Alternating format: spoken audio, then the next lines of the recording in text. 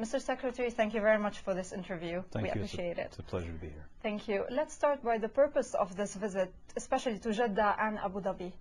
I'm here to underscore the President's commitment, as he outlined in his speech in Egypt, to strengthen our ties with the region, not just with Abu Dhabi and the Emirates, but with the Gulf as a whole and with the Islamic community of the world.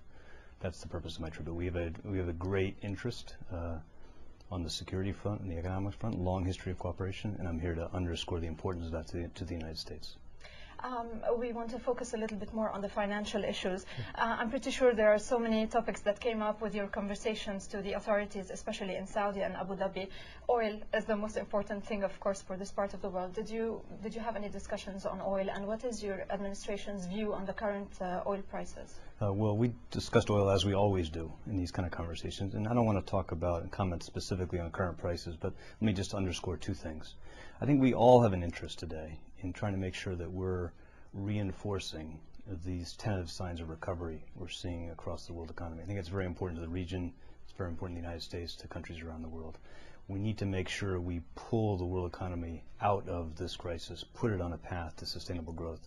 It's also very important to us, as you heard us announce in the United States last week, and you saw at the G8 too, that we explore ways to bring greater transparency to energy and commodity markets, and see if we have ways to reduce volatility in those markets. I think that would be in the interest of all of us.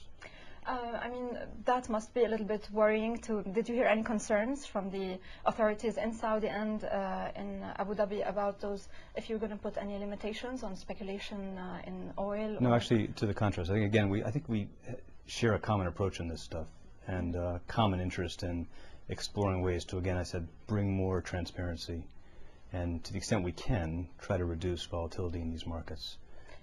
You mentioned several times that you are more towards stability in oil prices. You prefer stability in oil prices. How do you think that can be achieved? I mean, did you have any requests from the authorities of the Gulf? No specific requests, again, beyond underscoring our interests. And as I said, I think there's a common appreciation of the importance of doing what we all can to try to, again, reinforce the broad strategy to pull the world economy back out of this very acute crisis. And I think there's a strong shared appreciation of that imperative here and around the world. Let's move on to the reaction to the crisis. Of course, the U.S. administration's reaction was very strong. The governments of the region here also took many steps to help their economies and the banking sector. Do you think that what they've done so far is enough, or do you think that they need to do more? I agree with the way you phrased it. I think what distinguishes the world's response to this crisis from so many crises in the past is that the world really did come together and move relatively quickly on a broadly coordinated forceful response to the force of the recession. I think that's been effective in weakening the force of the storm, and I think it's really to the credit of the strength of policy, not just here, but in China, in the United States, countries around the world.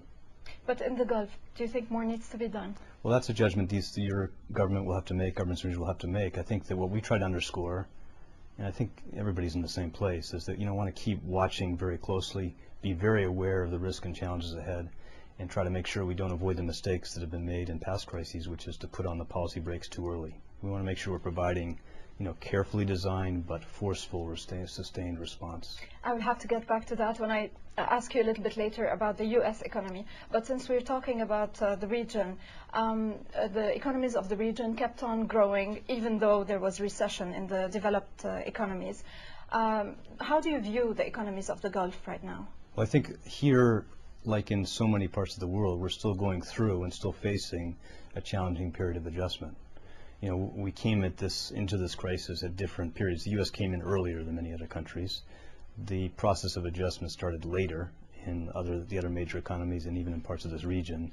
And so it's sort of understandable, given the different challenges we face, that we'll come out of this at a different pace. I think the really important thing is I think we're making progress. And in the U.S., I think the strength of the policy response put in place by the administration, working with the Congress, has been very effective in helping arrest the decline in GDP growth, bring more stability to the financial sector, start to lay the foundation for recovery. But of course, the important thing is that we keep at it. Since you've reached Saudi Arabia yesterday, all what we've been seeing on the wires is a talk about giving or talking about to the officials here about the budget deficit because the economies of the region, especially the Gulf,